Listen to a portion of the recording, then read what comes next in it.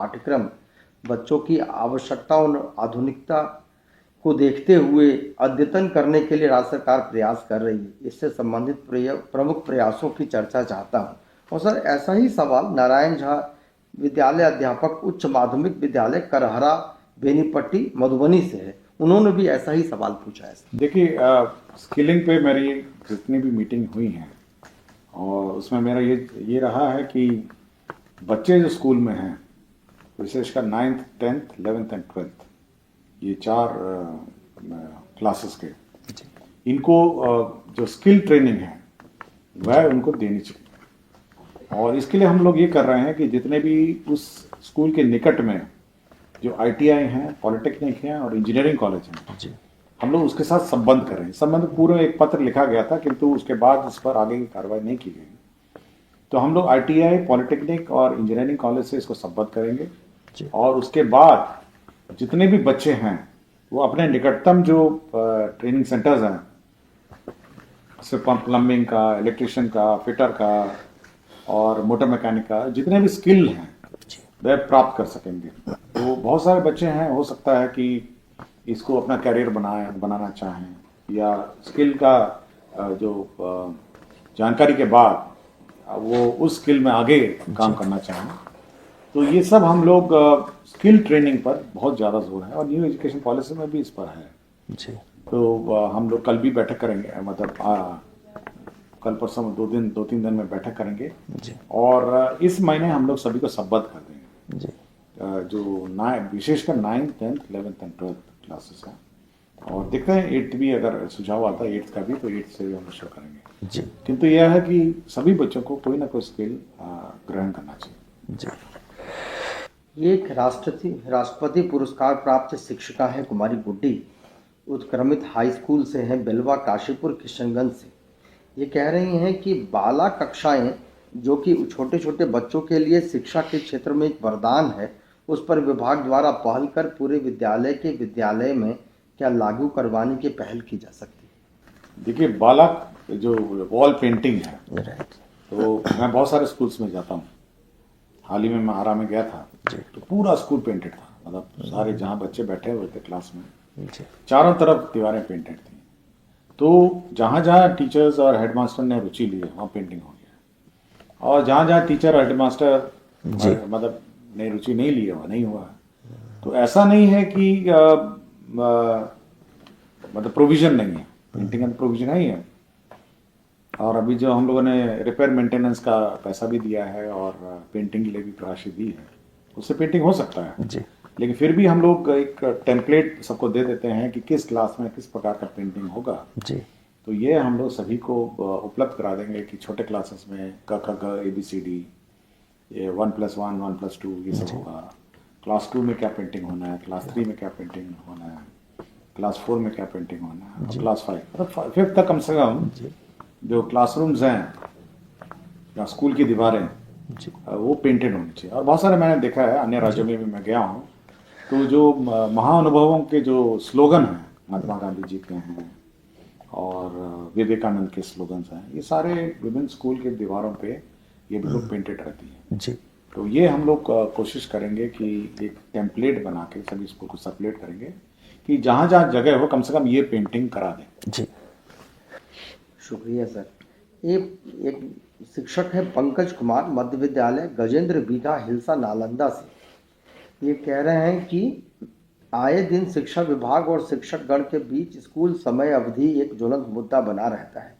क्या विभाग इस पर कोई विचार कर रही है कि स्कूलों की समय अवधि और समय सारणी का कोई स्थायी हल निकाला जा सकता है? क्या हमारे विद्यालयों को निजी विद्यालयों की तरह सुबह 8 बजे से 2 बजे तक किया जा सकता है? अगर 8 बजे 2 बजे करने लगा तो आप सोच सकते हैं क्या रिएक्शन जी। तो हम लोग देखते हैं, देखिए ग्रामीण परिवेश में जो व्यवस्था है और जो टाइमिंग है इसको बड़ा ध्यान से देते हैं। हमारे सारे स्कूल तो ग्रामीण क्षेत्र में है, बिल्कुल शहरी क्षेत्र में कम है। तो हम लोगों ने हाल ही में आपके स्कूल टाइमिंग्स परिवर्तन किए हैं जी। मतलब मॉर्निंग में आधा घंटा और लेट किया है जी, और इवनिंग में भी हम लोगों ने जल्दी छोड़ने का प्रावधान किया है। लेकिन हम लोग एक ऑप्शन रख रहे हैं, आपको 4-5 ऑप्शन देंगे जी कि हेडमास्टर साहब जो हैं वो टीचरों की फ्लेक्सी टाइमिंग्स निर्धारित कर सकते हैं जी कि कोई टीचर पहले आ सकते हैं, कोई टीचर बाद में आ सकते हैं, लेकिन फ्लेक्सी टाइमिंग उन मामलों में जहाँ पर कमरे कम हैं और क्लासेस ज़्यादा हैं। जी तो आप कुछ क्लासेस पहले चलाइए, फिर कुछ क्लासेस बाद में चलाइए, कुछ क्लास शिफ्ट में चलाइए। तो वो फ्लेक्सी टाइमिंग का जो प्रावधान है, अभी अटेंडेंस का जो मॉड्यूल है, जो जी। सॉफ्टवेयर ई शिक्षा कोर्स है, वो अमेंडमेंट हो रहा है।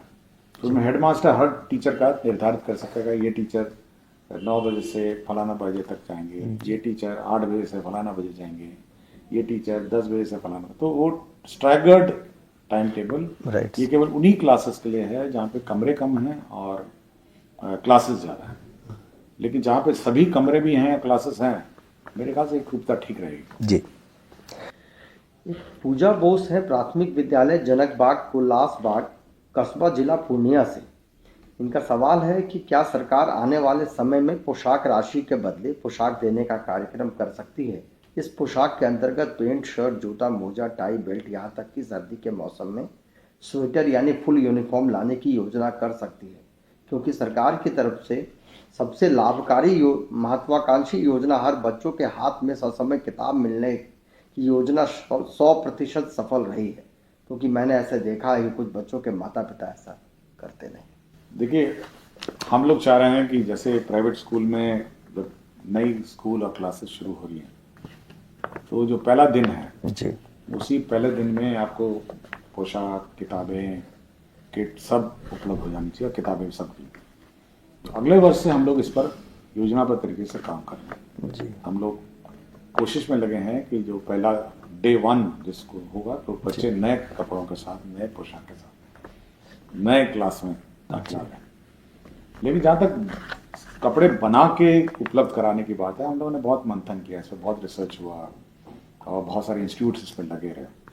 फिर बाद में हम लोगों ने लगा कि नहीं, क्योंकि स्थानीय स्तर पर कपड़े सिलाए जाएं, स्थानीय स्तर पर कपड़े बनाए, मतलब जी बच्चों के नाप से कपड़े बनाए जाए, और बच्चे अपने रुचि भी लेंगे कि नया कपड़ा माता पिता सिल के देते हैं। तो हम राशि जो है वो इस बार हम लोग ऐसे समय पे देंगे ताकि आप जो बच्चा नए क्लास में जाएगा, जी तो नए क्लास में वो नए कपड़े, नए किताब, नए बैग, नए पुस्तकें और नई सोच के साथ वो अगला क्लास में जाएगा। जी बहुत शुक्रिया सर। कि अब कुछ बच्चों के सवाल है सर। आराध्या, ईशया और नेहा 6वीं में पढ़ती है, बालक मध्य विद्यालय मुसल्लापुर पटना से है। इनका सवाल है कि स्कूल में खेलने का सामान आता है परंतु हमें खेलने को नहीं मिलता है और स्कूल का बाथरूम साफ नहीं रहता है। प्रधानाध्यापक से शिकायत करने पर जवाब मिलता है खुद साफ करो।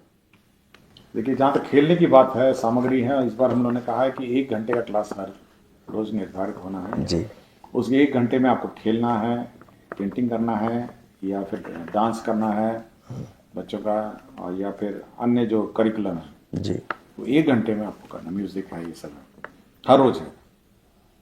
और ये बिल्कुल हम लोग मॉनिटर करेंगे कि आपने जो टाइम टेबल बनाया है, और ई शिक्षा कोर्स में इसको चढ़ाना भी होगा जी। भविष्य में। अभी व्यवस्था नहीं है, लेकिन भविष्य में ई शिक्षा कोर्स में टाइम टेबल भी हम लोग मॉनिटर कर सकेंगे। जी कितने आपने खेलने के समय दिए, कितना म्यूजिक हुआ, कितना डांस हुआ, आर्ट हुआ, कल्चर हुआ।